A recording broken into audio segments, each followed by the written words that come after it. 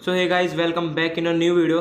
तो गाइस, आपको पता है हमने फार्मास्यूटिकल ऑर्गेनिक केमिस्ट्री 2 स्टार्ट कर दिया है।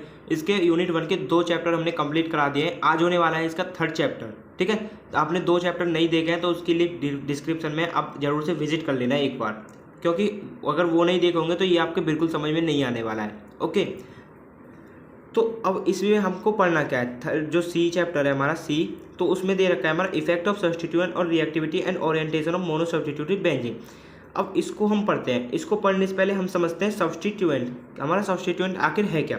तो सब्स्टिट्यूएंट इज एन एटम और group of atom that replace hydrogen atom in the benzene and this process is called substitution.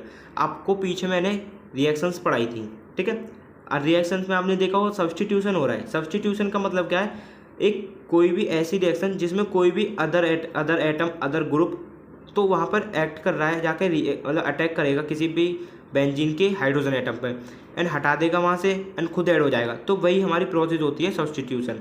And जो हमारा एटम जो आया है बाहर से वो ऐड हो रहा है उसको हम कहते हैं सब्स्टिट्यूएंट। ठीक है, आई होप आपके समझ में आया होगा। अब बात करते हैं अपने असली टॉपिक की। तो असली टॉपिक है हमारा effect of substituent on reactivity and orientation of mono substitutive benzene. यानी कि हमको देखना है जो सब्स्टिट्यूएंट ऐड हो रहा है हमारे बेंजीन पर, उसकी बेंजीन की रिएक्टिविटी पर उसका क्या प्रभाव पड़ेगा। ठीक है, benzene has six hydrogen atom and if we replace anyone by substituent so it give mono substitutive derivative. अब देखिए, जनरल बात है ये, तो बेंजीन के अंदर 6 हाइड्रोजन एटम होते हैं। अब किसी भी एक हाइड्रोजन एटम को हम किसी भी सब्स्टिट्यूएंट द्वारा रिप्लेस करते हैं तो हमारा जो वहाँ पे फॉर्म होता है वो होता है मोनो सब्स्टिट्यूटिव डेरिवेटिव। ठीक है, when mono substitutive benzene converted into di substitute derivative then 3 isomers form. अब जब भी कोई मोनो सब्स्टिट्यूटिव बेंजीन कन्वर्ट करते हैं हम किसी भी डाई सब्स्टिट्यूट डेरिवेटिव में तो वहाँ पर 3 आइसोमर फॉर्म होते हैं। आपको पता ही है, ऑर्थो, मेटा एंड पैरा। अब तीनों पोजिशंस हैं, ठीक है, ऑर्थो, मेटा, पैरा तीनों पोजीशन है, कोई सा भी फॉर्म हो सकता है, इनको हम कहते हैं आइसोमर। ठीक है, अब समझते हैं हम यहाँ टाइप ऑफ सब्स्टिट्यूएंट। तो टाइप ऑफ सब्स्टिट्यूएंट क्या है, there are 2 type of substituent. पहला होता है रिंग एक्टिवेटिंग ग्रुप, सेकंड होता है ring deactivating group. Ring deactivative और लिमिटेशन में देखा ना फील्ड एल्गेनेशन की, आप यहाँ देख लेना क्या होता है अच्छे से। गाइस, बिल्कुल सीक्वेंस में लिखा हुआ है पूरा टॉपिक, आप इसको भी जो कि तो ऐसे ही लिखाएंगे, नंबर बिल्कुल आपके कंफर्म आने ही है और बिल्कुल सिंपल लैंग्वेज में लिखा हुआ है। ठीक है, फर्स्ट बात करते हैं हम रिंग एक्टिवेटिंग ग्रुप। एक्टिवेटिंग क्या से आप क्या समझ रहे हो, तो एक्टिवेटिंग ग्रुप यानी कि कोई ऐसा ग्रुप जो ऐड होकर रिंग को एक्टिवेट करेगा। यस, बिल्कुल सही समझ रहे हो। Those group which can donate electron to benzene and make it more reactive, यानी कि कोई ऐसा ग्रुप जो कि इलेक्ट्रॉन को डोनेट कर रहा है बेंजीन को दे रहा है, तो वही बेंजीन को दे रहा है तो बेंजीन तो मोर रिएक्टिव हो जाएगी। हाँ, उन्हीं ग्रुप को कहते हैं हम ring activative group. Ring activative group direct and electrophile to ortho para position. और ये जो रिंग एक्टिवेटिंग ग्रुप होते हैं वो हमारी ऑर्थो और पैरा पोजिशन पर ही एक्ट करेंगे जाकर। ठीक है, एग्जाम्पल है इसके कुछ हमारे रिंग एक्टिवेटिव ग्रुप के CH2OH NH2। ठीक है, सेकंड है हमारा रिंग डीएक्टिवेटिंग ग्रुप।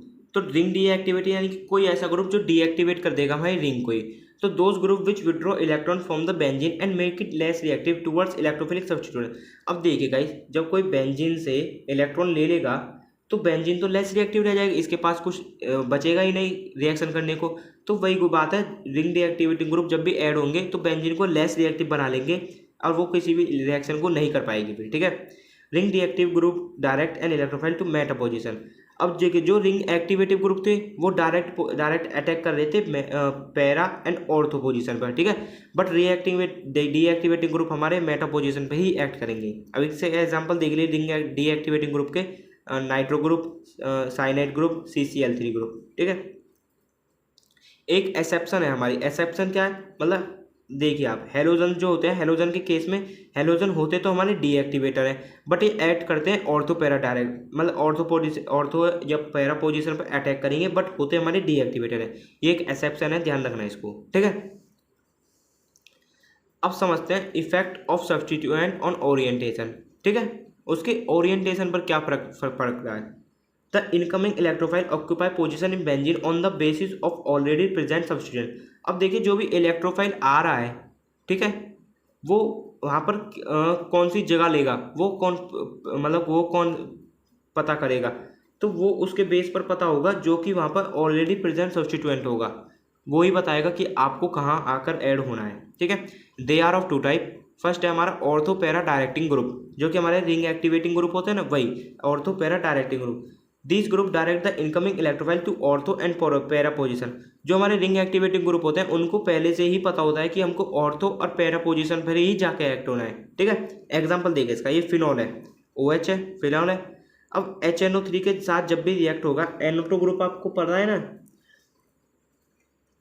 ठीक है, ऑर्थो ग्रुप। अब ये जो ये है फिनॉल, ये हमारा एक एक्टिवेटिंग ग्रुप है, क्योंकि यहाँ पर OH लग रहा है। तो जब भी ये नाइट्रेशन रिएक्शन देगा तो एक NO2 तो लगेगा हमारा यहाँ पर ऑर्थो पोजीशन पर, और एक NO2 लगेगा पैरा पोजीशन पर, ठीक है। वही जब फिनॉल ही हमारा एक एक्टिवेटिंग ग्रुप है, ये OH जो लगाया हुआ है ना, यही हमारा एक्टिवेटिंग ग्रुप है, ठीक है। जब ये रिएक्ट करेगा तो ऑर्थो पैरा डायरेक्टिंग ग्रुप है, तो ऑर्थो पैरा पोजीशन पर सब्स्टिट्यूएंट लगाएंगे, एक ऑर्थो पर लग जाएगा, एक नाइट्रो पर, ये हो जाएगा ऑर्थो नाइट्रोफिनॉल, ये हो जाएगा पैरा नाइट्रोफिनॉल, ठीक है। सेकंड हमारा meta directing group. Meta directing यानी कि जो मेटा पोजीशन में ग्रुप अटैच होंगे वही। This group direct the incoming electrophile to meta position. Nitrobenzene है, एग्जाम्पल NO2 लगाया हुआ है, यानी कि समझ जाओ आप डीएक्टिवेटिंग ग्रुप है ये, ठीक है। तो ये डीएक्टिवेटिंग रिंग है एक। तो HNO3 जब भी नाइट्रेशन देगी तो NO2 लगेगा हमारा मेटा पोजीशन पर। आपको पता ही है ना, ये मेटा पोजीशन होती है, मेटा डाई नाइट्रोबेंजीन ये फॉर्म कर लेगा, ठीक है। आई होप आपके समझ में आया होगा। अब समझते हैं effect of substituent on reactivity. इसकी रिएक्टिविटी पर क्या फर्क पड़ा है। तो ortho para directing group donate electron to the benzene and make it electron rich. अभी पीछे बताया था ना, ऑर्थो पैरा में जो भी ग्रुप अटैच होते हैं वो रिंग एक्टिवेटर होते हैं, और वो रिंग मतलब इलेक्ट्रॉन को डोनेट करते हैं, किसको देते हैं, बेंजीन को ही, और उसको इलेक्ट्रॉन रिच बना देते हैं। इलेक्ट्रोफाइल कैन ईजिली अटैक, और इलेक्ट्रोफाइल आज ईजिली अटैक कर देता है। अब देखिए यहाँ पर डायग्राम की हेल्प से समझिए, ये जो हमारा कोई भी एटम लगा हुआ है, ये इलेक्ट्रॉन दे रहा है बेंजीन को, तो ये हो रहा है हमारे एक्टिवेटिंग ग्रुप, इलेक्ट्रॉन डोनेटिंग हो रही है प्रोसेस, तो ये होती है हमारी एक्टिवेटिव रिंग। और ये इलेक्ट्रॉन को ही ले रहा है, विड्रॉ कर रहा है बेंजीन से, तो ये होती है हमारी डीएक्टिवेटिंग रिंग, ठीक है। Meta directing group withdraw the electron from benzene and make it electron deficient. वही बात है, समझा दिया। ये benzene can't undergo electrophilic addition reaction easily, ठीक है। आपको पीछे बता दिया है मैंने, इलेक्ट्रो एडिशन रिएक्शन कभी नहीं देता है, ठीक है। तो आई होप आपके टॉपिक समझ में आ गया होगा पूरा क्या है ये। पूरा टॉपिक आपके बिल्कुल अच्छे से समझ में क्लियर हो गया होगा, बिल्कुल अच्छे से। क्या है इफेक्ट ऑफ सब्स्टिट्यूएंट और reactivity and orientation of mono substituted benzene. तो आई होप आपके समझ में आया होगा। तो चैनल को सब्सक्राइब करें गाइस, एंड दोस्तों के साथ जरूर शेयर करें वीडियो को, ठीक है। एंड नोट्स के लिए टेलीग्राम ग्रुप एंड हमारा व्हाट्सएप ग्रुप विजिट कर लें। तो तब तक के लिए टेक केयर, बाय। पिछली वीडियोज़ में हमने तीनों चैप्टर यूनिट 1 के कंप्लीट करा दिए, A part, B part, C part, तीनों कंप्लीट करा दिए। आज होने वाला है D पार्ट। D पार्ट में क्या दे रखा है सिलेबस में, हमको कुछ कंपाउंड दे रखे हैं, 4 कंपाउंड, उनके स्ट्रक्चर और उनके यूजेस के बारे में पढ़ना है हमको, ठीक है। तो अब बात करते हैं फर्स्ट कंपाउंड की, जो कि हमारा DDT क्या है, डाइक्लोरो डाइफिनाइल ट्राइक्लोरो इथेन। अब इसका स्ट्रक्चर देखिए आप, नेम से ही आप समझिए, डाइक्लोरो यानी कि 2 क्लोरो ग्रुप, ये लग गए 2 क्लोरो ग्रुप, ठीक है। डाइफिनाइल 2 फिनाइल रिंग होंगी, तो फिनाइल ग्रुप ये हो गए 2 फिनाइल, ठीक है। ट्राइक्लोरो इथेन क्या होता है, CH4, ठीक है। नहीं, इथेन होता है CH3। तो अब देखिए ट्राइक्लोरो यानी कि 3 क्लोरो होंगे किस पर, इथेन पर, CH, C एंड CCl तीनों ऐड हो गए, ठीक है। आपको स्ट्रक्चर समझ में आ गया। इसका मॉलिक्यूलर वेट होता है 354.40 ग्राम पर मोल, एंड मॉलिक्यूलर फॉर्मूला होता है C14H9Cl5, ठीक है। इसके यूजेस देखिए, DDT is powerful insecticide and pesticide. ये एक बहुत ही पावरफुल इंसेक्टिसाइड एंड पेस्टिसाइड, जो कि हम कहते हैं कीटनाशक, जो हमारे खेतों में लगाते हैं फसल के लिए, वही DDT वही है। Use to kill mosquitoes, it is very cheap and effective against malaria mosquito and typhoid जो करते हैं ना, मलेरिया करते हैं मॉस्किटो एंड जो टाइफाइड करते हैं, उन मॉस्किटोज को मारने के लिए बहुत ही ज़्यादा वेरी इफेक्टिव एजेंट है हमारा ये, ठीक है। But it is toxic for human and mammal, but ये टॉक्सिक होता है हमारे ह्यूमन्स के लिए एंड मैमल्स, यानी कि मैमल्स जो एनिमल्स होते हैं ना, मैमल्स वही, एंड ह्यूमन्स के लिए तो बहुत टॉक्सिक है ये। सेकंड बात करते हैं अगले कंपाउंड की, जो कि हमारा BHC क्या है, बेंजीन हेक्साक्लोराइड, ठीक है। तो बेंजीन हेक्साक्लोराइड आपने सिंथेटिक एविडेंस वाली वीडियो में देखा होगा, बेंजीन हेक्साक्लोराइड फॉर्मेशन हो रहा है, ठीक है। अब इसको देखिए स्ट्रक्चर क्या है इसका, it's molecular formula is C6H6Cl6, molecular weight 290.81 ग्राम पर मोल। अब देखिए यहाँ पर बेंजीन रिंग है ये, ठीक है।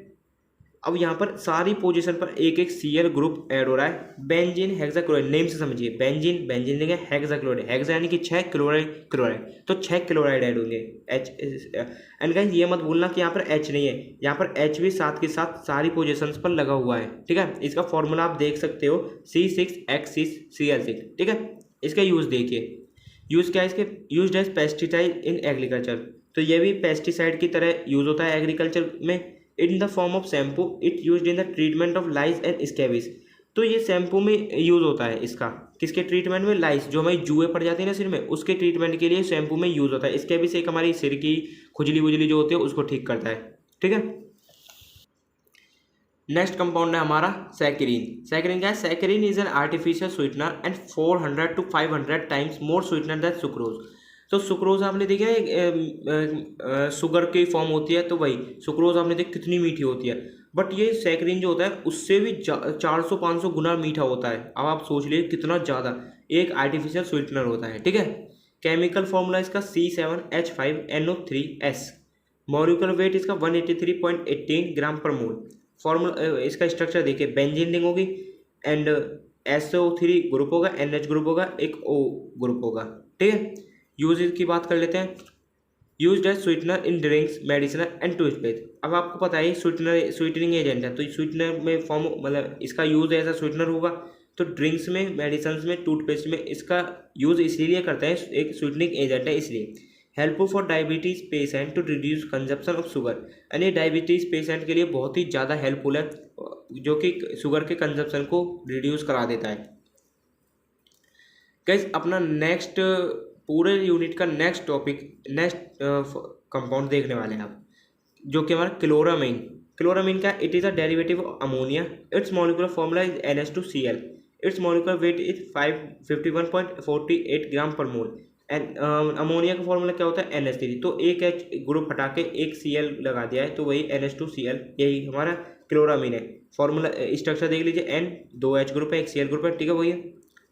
अब इसका यूजेज देख लीजिए, used as disinfectant for water, used in swimming pool as disinfectant, used to improve odour and flavour of water, यानी कि इसका यूज़ सबसे ज़्यादा वाटर के लिए होता है। ये वाटर को डिसइंफेक्टिंग, मतलब जो वाटर में इन्फेक्शन कॉज हो रहे हैं उसको ही डिसइंफेक्ट कर देता है।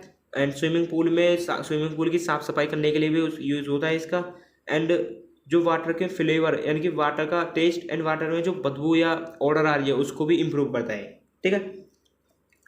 तो गाइस आज हमारी होती है यूनिट 1 कंप्लीट। 4 वीडियो बनाई है 4 चैप्टर के ऊपर, चारों चैप्टर एक एक वीडियो में कंप्लीट करा दिए हुए हैं। वो नहीं देखे तो लिंक दे देता हूँ मैं प्लेलिस्ट की पूरी, आप देख लेना उसको। बस 4 वीडियो में पूरा एक यूनिट कंप्लीट करा दी है मैंने, ठीक है। आई होप आपको वीडियो अच्छी लगी, कुछ यूज़फुल लगी, कुछ हेल्पफुल लगी होगी, ठीक है। तो आपको नोट चाहिए एंड बहुत कुछ मिलता है हमारे टेलीग्राम ग्रुप में, व्हाट्सअप ग्रुप में, दोनों में अगर ज्वाइन नहीं हुए तो ज्वाइन हो जाए। एंड प्लीज़ शेयर करें अपने दोस्तों के साथ। एंड मिलते हैं नेक्स्ट चैप्टर के लिए, नेक्स्ट यूनिट में, नेक्स्ट वीडियो में। तब तक के लिए टेक केयर, बाय।